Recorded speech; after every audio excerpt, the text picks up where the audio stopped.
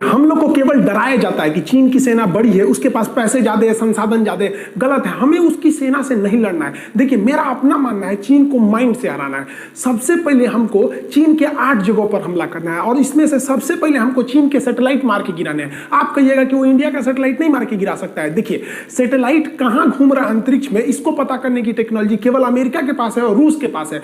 भारत की सैटेलाइट की जानकारी रूस चाइना को नहीं देगा, लेकिन चाइना का सैटेलाइट कहां है इसकी जानकारी कमकासा और कास्टा समझौता हो जाने के बाद अमेरिका हर हाल में भारत को दे देगा और इस जानकारी के आधार पर भारत अपने एंटी सैटेलाइट मिसाइलों से चाइनीज सैटेलाइट को मार के गिरा सकता है।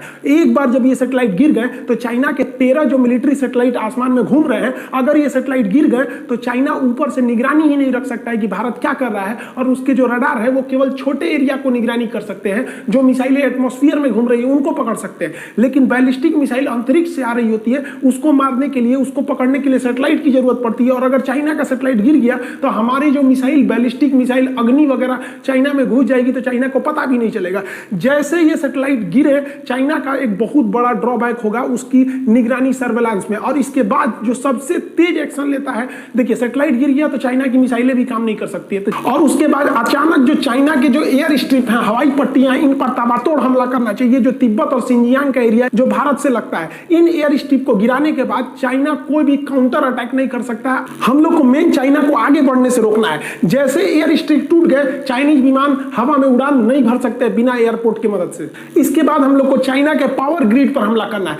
चाइना में 2 सबसे बड़े पावर ग्रिड है जो हर जगह इलेक्ट्रिसिटी देते हैं। अगर हम इस पावर ग्रिड को गिरा दिए, एक भी बम गिरा ना पावर ग्रिड पे, पूरा चाइना के अंदर ब्लैकआउट हो जाएगा, उसके अंदर बिजली कट जाएगी। आप सोचिए आपके यहाँ 2-3 दिन बिजली कट जाएगी, हर एक चीज ठप हो जाएंगे, कितना आपका इन्वर्टर बैकअप पावर देगा। तो जैसे ये बिजली ठप होगी, पावर बैकअप के अभाव पर जो छोटे मोटे रडार हैं इनको भी पावर नहीं मिल पाएगा, वो भी बंद हो जाएंगे। और उसके बाद चाइना का जो सबसे बड़ा डिपो है, जितने बड़े बड़े पेट्रोलियम के डिपो हैं, इन डिपो को उड़ा देना चाहिए। इस डिपो को उड़ाने पे डबल फायदा होगा, एक उसका पेट्रोल जाएगा, दूसरा ये खुद उसके लिए एटम बम साबित होगा, ये खुद ही ब्लास्ट कर जाएगा और अगल बगल में अफरा तफरी मिल जाएगी। इसके बाद चाइना अपने रेल नेटवर्क की मदद से सोचेगा अपनी सेना को जल्दी से जल्दी बॉर्डर तक पहुंचाया जाए। इसके लिए भारत को तुरंत उसके जो मेन रेलवे जंक्शन है, जहां ज्यादा रेलवे आके जुड़ती है, उन रेलवे जंक्शन को ध्वस्त करना चाहिए ताकि रेल जो है तेजी से नहीं आ सके, क्योंकि एयरपोर्ट के बाद चाइना अपना मेन फोकस करेगा रेलवे के थ्रू। तो रेलवे को ध्वस्त कर देना चाहिए तुरंत। स्ट्रेटेजिक फोर्सों को और एयरफोर्स के द्वारा उसके बड़े बड़े जितने भी सड़क पर बनाए गए पुल हैं, इसको ध्वस्त करना चाहिए, क्योंकि चाइना का एरिया पहाड़ों वाला एरिया है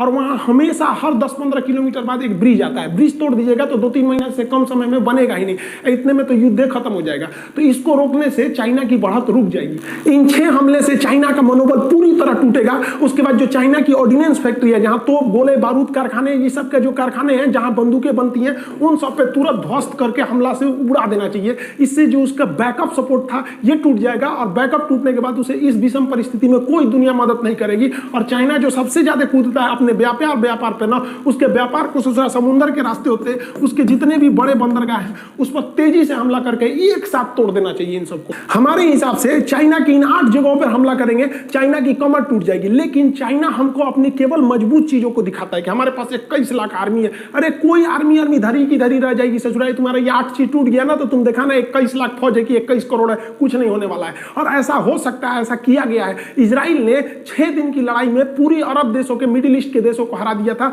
ना कोई उसका साथी था, ना पूरे पड़ोसी उसके दुश्मन थे सब। इसके बावजूद उसने पूरे अपने अरब देश के दुश्मनों को धूल चटा दिया, चाहे वो उसके अगल बगल का मिस्र हो, सीरिया हो, लेबनान हो, सबको हरा दिया। और इजराइल वो सारे हथियार, वो सारी टेक्नोलॉजी भारत को देने के लिए हर एक रणनीति तैयार है। अतः भारत अगर इस तरह से हमला करेगा तो हम लोग ज्यादा भारी पड़ेंगे। लेकिन हमको क्या दिखाया जाता है कि हमको आर्मी से लड़ना है, एयरफोर्स से लड़ना है, अभी मेंटली लड़ना है। पहले ये थूर दीजिए और उसके बाद एक वो आर्मी आओ, सोचो तो बहुत ज्यादा टाइम करना ले और टैंक उठा के हम लोग यहाँ खूंटा में बांधेंगे टाइम को। देखिए अगर चाइना पर इस तरह से हमला होगा तो अगले 100 साल तक चाइना खड़ा नहीं हो सकता है। और इसके बाद हमें तुरंत चाइना के इंतरी भाग में, यानी उसके तिब्बत में विद्रोह खड़ा करके तिब्बत को स्वतंत्र कराने के लिए पूरी दुनिया को एकजुट हो जाना चाहिए। अभी दलाई लामा ने भी कहा है भारत को कि अगर भारत तिब्बत को स्वतंत्र कराएगा तो तिब्बत भारत का साथ देगा। तो तिब्बत पे तुरंत इस तरह से एक्शन ले लेना चाहिए। तो भारत को तिब्बत के मामले को भी जोर से उठाना चाहिए, क्योंकि अगर मान लीजिए हम किसी से 100 रुपया ले लिए हैं और हम चाहते हैं वो 100 रुपया हम हड़प ले, तो हमें उसको क्या करना चाहिए? जब वो आदमी मिले ना तो हमको कहना चाहिए हमारा 1000 रुपया दो, हमारा 1000 रुपया दो। आदमी कहेगा कैसा 1000, कैसा 1000? पंचायत बैठेगा तो फिर हो गया, चलो भाई 1000 का मैटर नहीं है, और पीछे वाला 100 रुपया गायब हो गया।